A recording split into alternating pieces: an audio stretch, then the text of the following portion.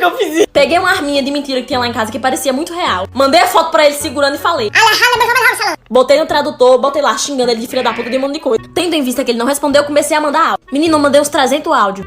E era tudo assim: ó, seu corno, se você não me dá minha conta de novo, você vai ver. Mas, moral da história, não consegui minha conta, não consegui derrubar a conta dele também. E eu tive que começar do zero. Mas Deus é tão bom que eu perdi 9 mil e ganhei 312 mil. Chupa, indiano maldito! É isso, gente, às vezes nem vale a pena a gente chorar, porque tem coisa melhor vindo por aí. História de como a minha madrasta ficou com tantos ciúmes da minha relação com meu pai que ela planejou me matar. Só pra vocês entenderem, eu nunca gostei da minha madrasta porque ela era muito controladora com meu pai. E eu sabia que ela me odiava, só que era recíproco. Mas meu pai tava apaixonado e ele parecia feliz, então eu nem falei nada. Meu pai sempre me levava pra almoçar de final de semana e nós tínhamos um momento de pai e filha juntos. Nós éramos super próximos. E isso incomodava muito ela, a ponto dela falar que ele tava ficando sem tempo pra eles ficarem juntos. Meu pai nunca escolheu um lado, mas eu nunca me envolvi no relacionamento. Até porque eu podia odiar ela, mas eu queria que meu pai fosse feliz. Ah, e nessa época eu tinha por volta de 15 anos. E o que eu vou dizer agora parece meio louco e inacreditável. Um dia, eu não sei com quem ela tava no telefone, só que eu ouvi ela falando de se livrar de mim. Poderia até ser que ela quisesse me mandar embora de casa, ou algo do tipo. Só que eu não tinha outros parentes.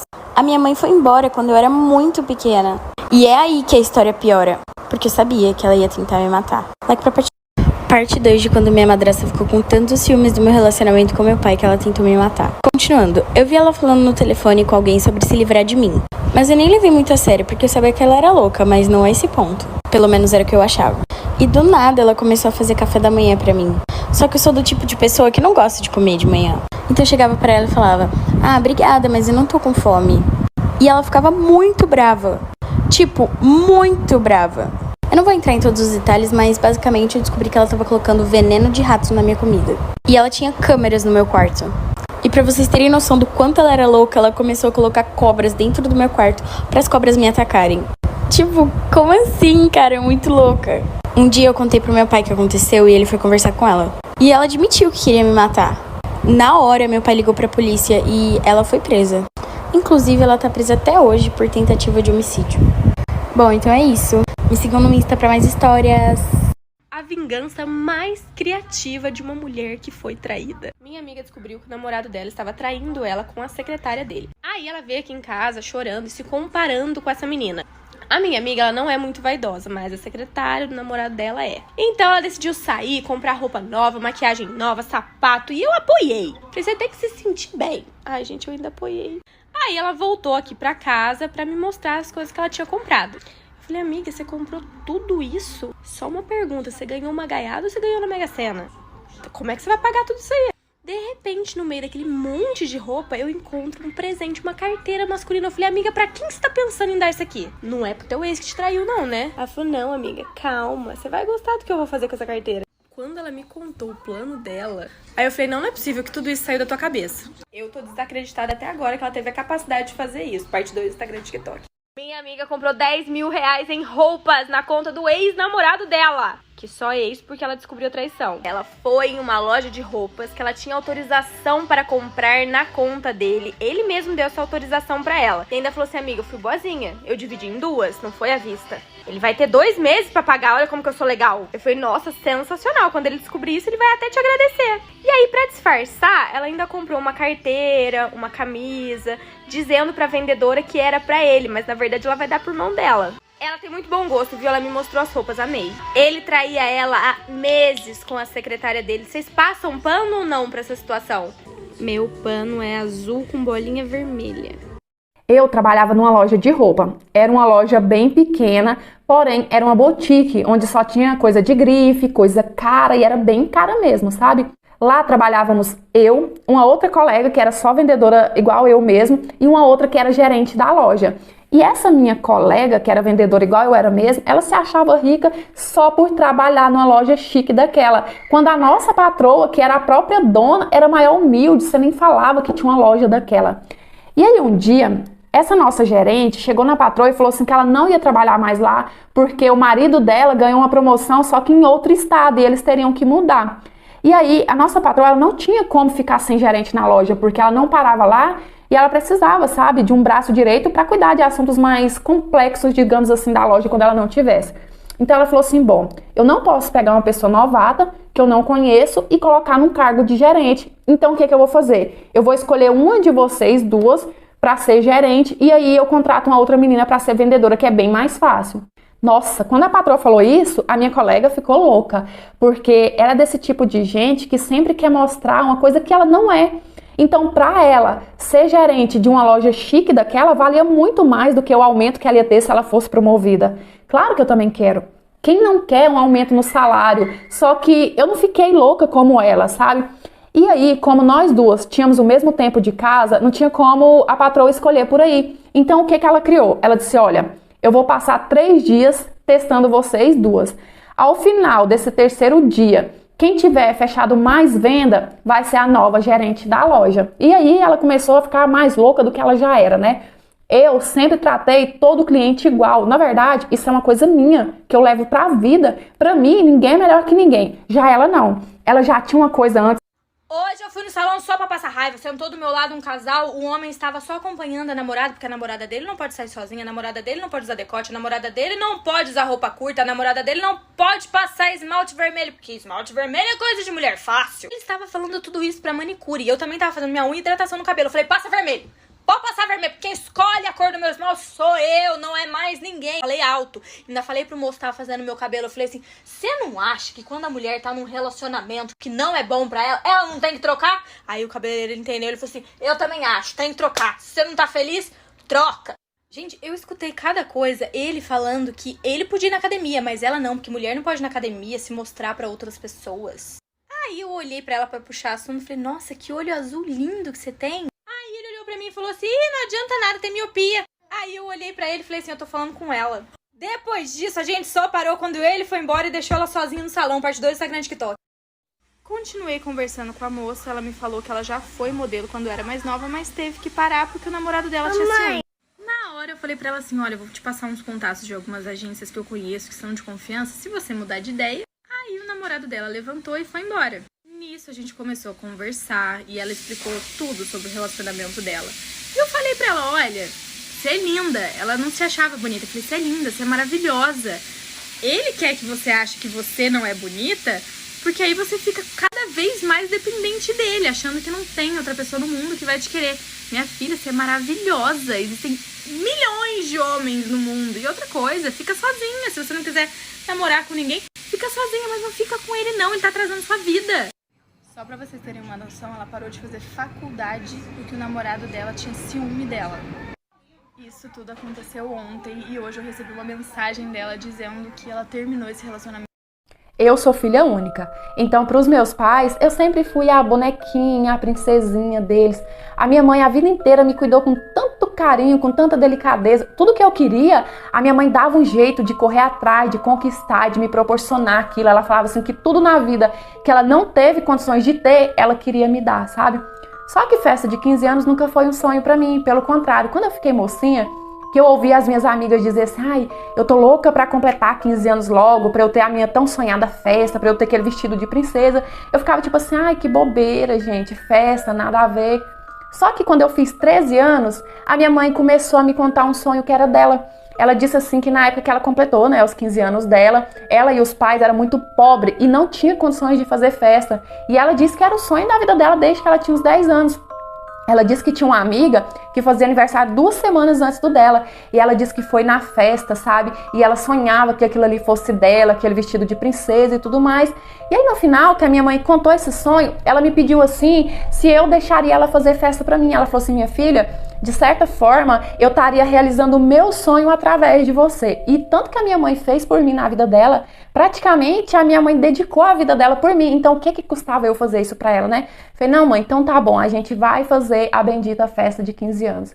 E a partir daí, eu e a minha mãe, a gente passou a pensar, a sonhar, a organizar cada detalhe. A gente combinou que o bolo seria enorme, seria tal cor, sabe? Branco com champanhe, cor de rosa. Que o salão tinha que ter muito espaço, porque a gente queria convidar a família inteira.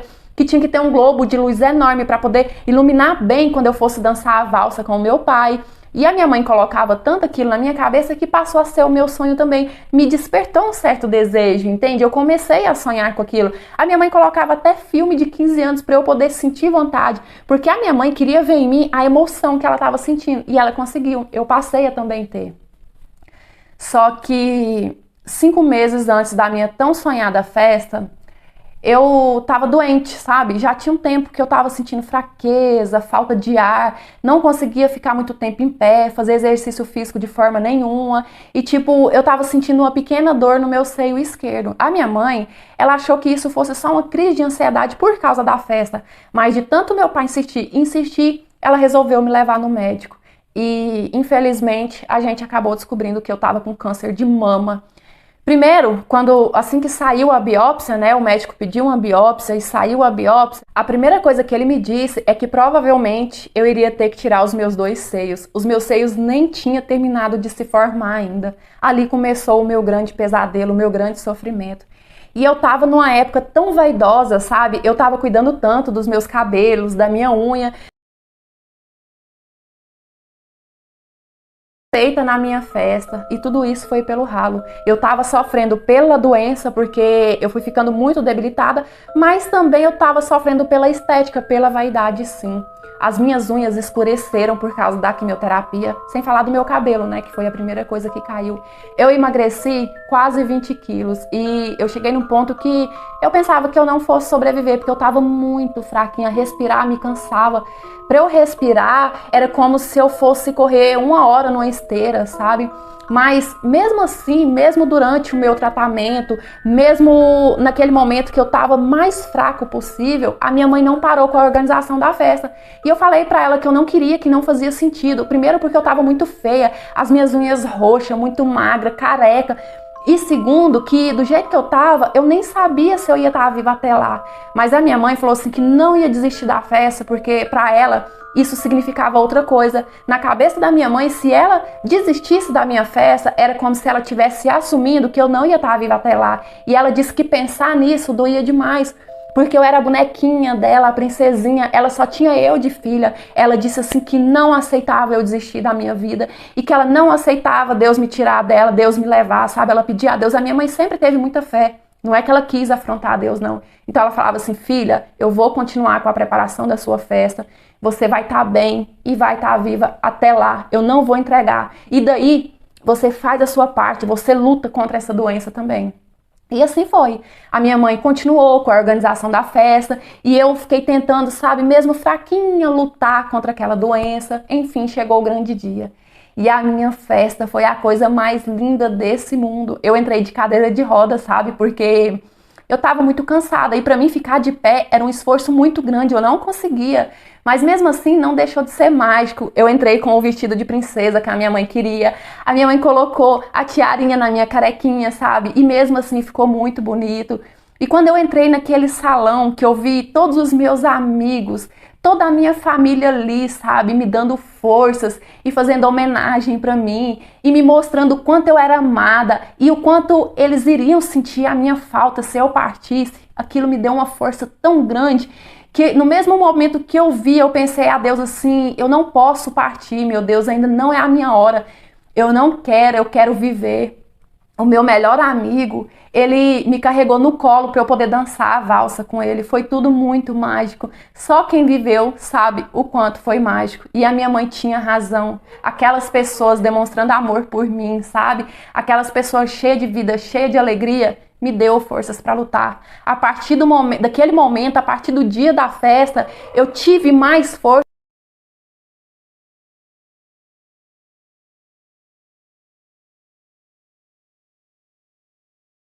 para lutar contra aquela doença maldita. Hoje eu sou curada, graças a Deus, tem muitos anos que isso aconteceu, né? Já tô aí com os meus 30. E quando eu olho o meu book de 15 anos da minha festa, ele tem um significado tão forte pra mim, porque quando eu olho aquelas fotos, quando eu olho o meu amigo comigo no colo, sabe? Todo mundo me abraçando, me dando força, porque a minha mãe fez questão de registrar tudo.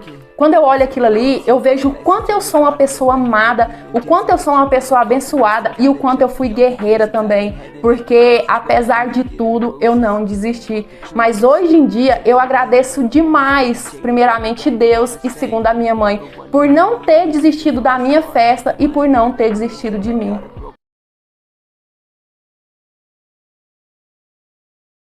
O marido da minha mãe sempre deu em cima de mim. Até porque, quando ele casou com ela, eu já tinha 14 anos, nem foi ele que me criou, mas enfim.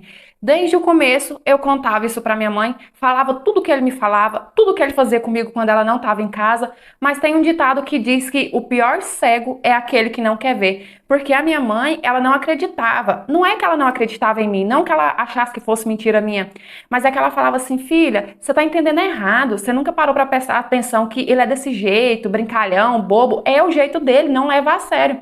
Mas eu sabia que não era brincadeira. Quando a minha mãe não estava em casa, ele me dizia coisas pesadíssimas, típico de homem que não vale nada. E aí, quando eu estava com 16 anos, eu fazia parte de um grupo de dança. E as minhas amigas iam lá para casa quase todos os dias para a gente poder ensaiar. Como a gente ia dançar, né, precisava de uma roupa mais leve, confortável. Então a nossa roupa para ensaiar sempre era um top e um shortinho curto. E aí de começo a gente ensaiava na garagem. Só que o que acontece? O meu padrasto, ele passou a sempre arrumar uma desculpa que ia arrumar alguma coisa na garagem, que olhar o carro, que não sei o que tem, para poder ficar babando, vendo eu e as minhas amigas dançando. Por causa disso, né, eu me incomodei justamente para evitar, a gente passou a ensaiar no meu quarto, de porta trancada. Então, tipo, ninguém quase ouvia barulho, não via a gente pela casa, até porque o meu quarto tinha até banheiro independente. E aí um dia, né, eu tava de boa, deitada na minha cama, eu olhei na parede do meu quarto e notei que tinha um buraco. Um buraco desse tamanho assim, e eu fiquei assim, ué, mas quando que apareceu esse buraco e por quê, né? Eu não tinha lembrança dele, aí é que tá. Até então, não existia aquele buraco na parede. Então, já veio logo o meu digníssimo padrasto na minha cabeça. Pensei assim, foi ele. Não tem outra explicação. E mesmo sabendo do jeito que ele era, que ele não valia nada, eu não queria acreditar que ele tinha sido capaz de furar um buraco na parede do meu quarto para me espionar e espionar as minhas amigas. Sério, eu não queria acreditar. E o pior é que veio uma coisa na minha cabeça. Eu pensei assim, se realmente é ele, então provavelmente ele tem me visto trocando de roupa. E aí eu fiquei desesperada, sabe? Fiquei pensando naquilo, mas eu resolvi não falar pra minha mãe, até porque eu sabia que mais uma vez ela não ia acreditar. E outra coisa, se eu chegasse e falasse assim, mãe, ele fez um buraco na minha parede pra me espionar, perigava a minha mãe até me internar no sanatório do que acreditar nisso.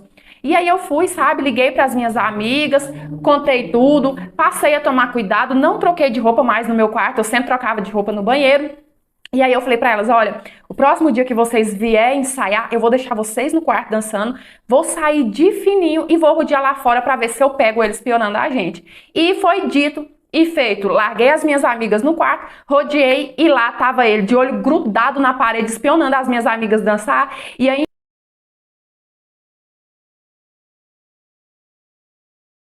ainda por cima ele tava... Ai, que nojo, sabe? Só que aí naquele dia eu não falei nada com ele, não falei nada com a minha mãe, porque eu pensei assim, eu preciso de provas, eu sei muito bem a mãe que eu tenho.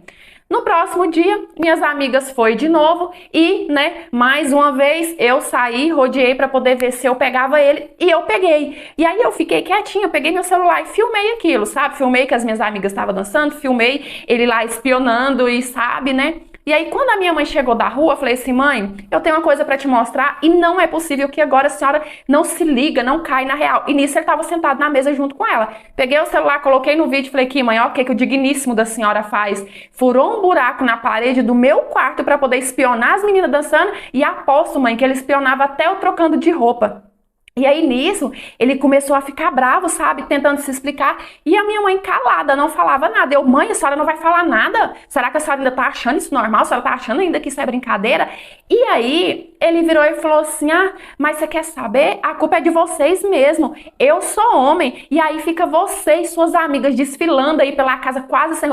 desfilando. A gente tava trancada no meu quarto, poxa. E o pior é que a minha mãe foi na onda dele. A minha mãe concordou. Ela falou assim que eu e as minhas amigas que tinham culpa, porque a gente ficava instigando ele, dançando pela casa só de shortinho e top. E assim, não teve conversa. Eu tentei falar pra ela que era no meu quarto, que ele, né, que tava lá espionando, mas não teve conversa. A minha mãe, extremamente machista, cega, preferiu dar apoio pra ele e no final ainda me proibiu de dançar com as minhas amigas no meu próprio quarto. E sério, velho, que mãe que passa a mão na cabeça de um cara que chega a esse ponto, furar um buraco na parede pra espiar a filha, as amigas da filha de 16 anos, e a mãe ainda passa pano. Me diz, que tipo de mãe é essa?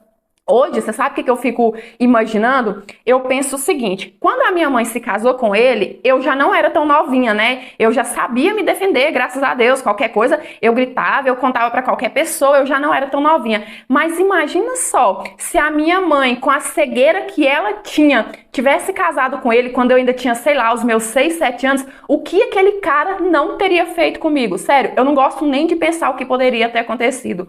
Hoje em dia, a minha mãe não tá muito bem com ele. Eu acho que ela deve que, pouco a pouco, né, começou a enxergar o lixo que ela vive do lado. Então, eles vivem brigando, já separaram, já voltaram. E uma coisa que eu falo pra vocês é que, gente, sério, eu tenho nojo de pessoas que defendem um cara feito ele, usando de argumento que, ai, a culpa é da vítima, que tava provocando, que tava com roupa curta. Sério, eu tenho nojo. Minha família extremamente homofóbica me expulsou de casa e me substituiu pela minha melhor amiga. A minha família tem uma cabeça muito fechada quando se trata da comunidade LGBTQIA+. Sempre que alguém comentava sobre o assunto, eles discutiam e ficavam muito bravos. E eu acabei não falando pra ninguém quem eu realmente era por medo. Mas eu tinha uma amiga que chamava Lívia, e a minha família amava ela. A Lívia sempre passava o Natal com a gente, ia pras festas de família e tal, e eles a tratavam como se fosse a filha que nunca tiveram. Um dia eu não aguentei mais guardar aquilo pra mim e decidi contar pra Lívia. Ela foi tão compreensiva e respeitosa que eu criei coragem pra falar com a minha família sobre isso. Péssima ideia. Assim que eu terminei de falar, eles me expulsaram de casa. Então eu tive que revezar nas casas dos meus amigos. Passava uma semana na casa de um, outra semana na casa de outro e assim ia. Em uma noite específica, as coisas ficaram difíceis pra mim e eu decidi ir lá visitar minha família. Eu sentia saudade deles e tinha esperança de que se eu fosse lá, eles me aceitariam de volta. Quando eu cheguei na casa, minha melhor amiga estava lá, jogando e fazendo um programa em família. Quando eu entrei, comecei a chorar e eles ficaram super assustados. E minha melhor amiga me mandou uma mensagem dizendo que precisava me contar um segredo. Like pra parte 2.